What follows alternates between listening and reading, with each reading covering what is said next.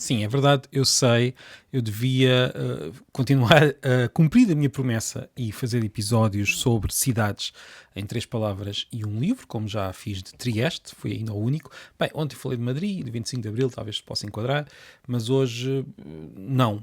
E porquê? Porque estava aqui a passear pelas minhas estantes e encontrei um livro e comecei a folheá-lo e quis falar dele. E na verdade a pilha de livros tem que ver com isto, com a minha vontade de falar de livros e também de línguas, já sabemos, e por isso decidi que hoje o episódio era sobre este livro. E o livro de que eu estou a falar é o livro As Naus, de António Lobo Antunes. E vou ler, penso que não há qualquer problema em fazer isto, o prefácio de Ricardo Luz Pereira nesta coleção. A coleção essencial dos livros RTP, e já digo por que razão é que estou a ler este prefácio. E vou começar então. E se o tempo fosse uma massa que a mão do escritor pudesse moldar de modo a que o passado e o presente coincidissem no mesmo ponto? E se o início e o fim do império, a glória e a miséria, a partida e o retorno, decorressem em simultâneo e fossem, no fundo, a mesma coisa? E se navegadores e retornados habitassem não apenas o mesmo tempo, mas a mesma personagem? E se no final do século XX Pedro Álvares Cabral se hospedasse numa espelunca do Conde Redondo? E se o proprietário dessa espelunca, um proxeneta que explora as mulheres dos hóspedes e que anos antes, em Moçambique, trocou a mulher por um bilhete de avião, fosse São Francisco Xavier, padroeiro das missões? E se Luís Vaz de Camões aguardasse no cais de Alcântara, sentado no caixão do pai, o barco com os seus pertences deixados em África e compusesse os Lusíadas numa esplanada em Santa Apolónia? E se o empregado dessa esplanada fosse Garcia de Horta, e ele retomasse a amizade com Camões, desta vez não em Goa, mas num T2 da Rua do Norte, a poucos metros da Praça Luís de Camões? E se Vasco da Gama chegasse a Vila Franca de Xira de caminhoneta para trabalhar como sapateiro, fosse aos domingos passear para Guincho com El Rei Dom Manuel e acabassem ambos num hospício? E se Manuel de Sousa Sepúlveda, no regresso à pátria, encontrasse a casa da Costa da Caparica ocupada por outros retornados e montasse um bar frequentado pelo padre António Vieira e pelas mulatas do Sr. Francisco Xavier? E se Fernão Mendes Pinto vendesse bíblias, postais eróticos e gira discos em Moçambique, se Afonso de Albuquerque morasse numa vivenda no Estoril, se Diogo Cão fosse fiscal da Companhia das Águas, se Nuno Álvares Pereira tivesse uma boate na avenida Almirante Reis, e se no mesmo parágrafo, às vezes na mesma frase, a voz que conta mudasse de ele para eu e de eu para nós, porque ele, eu e nós somos o mesmo.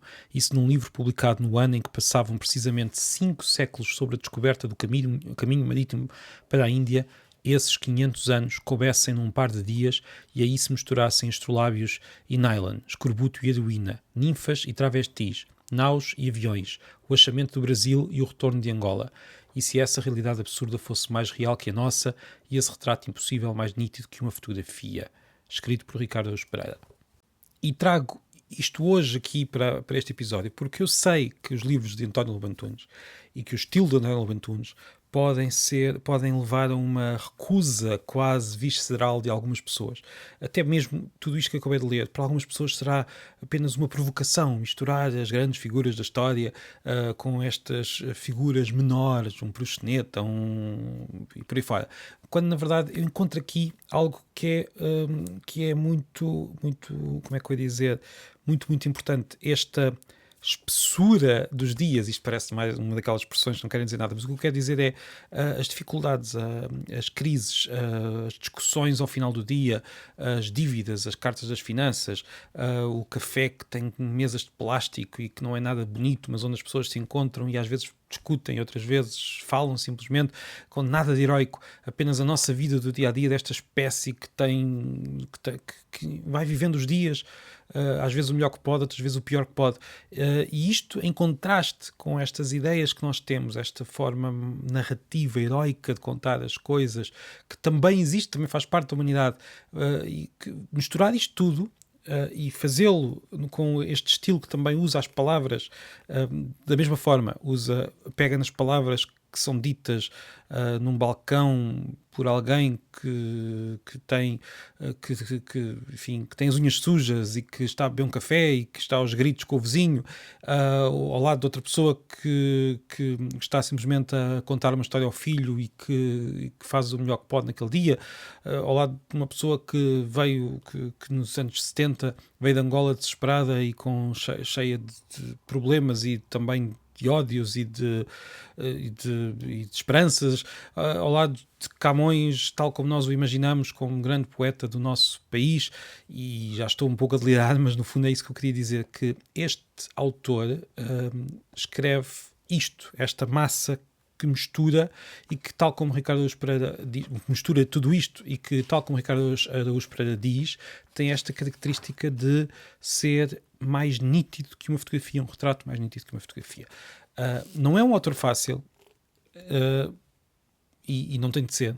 É um autor difícil, mas um autor que nos explode com a vida toda à nossa frente e que me parece fazer algo que mais nenhum faz, pelo menos da forma como ele faz, e muitos tentaram imitar e muitos tentam imitar.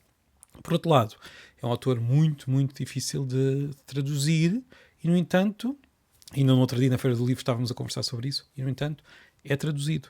E, no entanto, há quem o leia em tradução e nós, em português, ficamos espantados. Como é que é possível?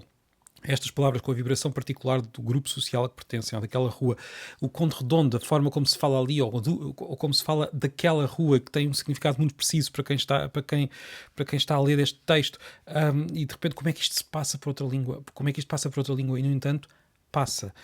Nós podemos quase dizer que às vezes os tradutores fazem milagres. Muitas vezes não fazem, muitas vezes não conseguem, mas há vezes em que fazem, em que conseguem, tal como também há escritores que não conseguem fazer aquilo que querem e há outros que sim, que fazem aquilo que querem, e parece-me que Lobo Antunes é um daqueles que faz precisamente aquilo que quer, com a língua e com a nossa imaginação. E pronto, foi um episódio da Pilha de Livros. Até amanhã e pronto, se tiver alguma ideia para comemorar, eu estou sem ideias para comemorar o primeiro aniversário e aquilo que estou a tentar fazer é continuar a criar os episódios todos os dias. Até breve.